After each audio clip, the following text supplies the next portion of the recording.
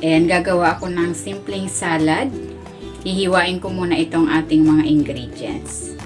Ilalagay ko na itong pipino. Binalatan ko ito at tinanggal yung buto.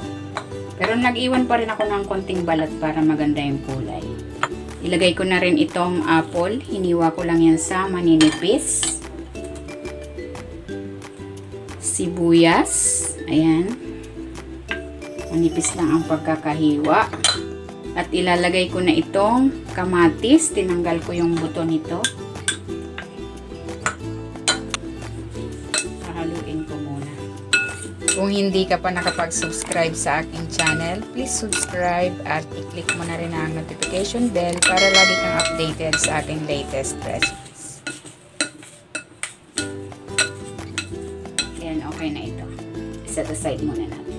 I-prepare ko naman yung dressing.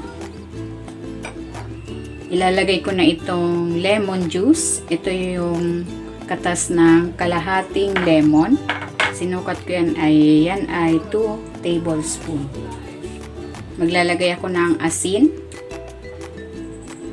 at ng paminta.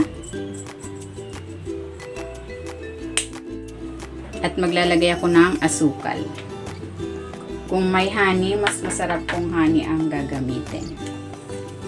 Haluin natin.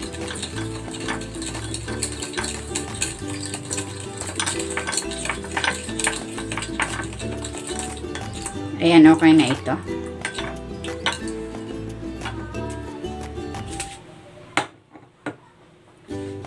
Ayan, ibubuhos ko na dito yung prepare ko na dressing.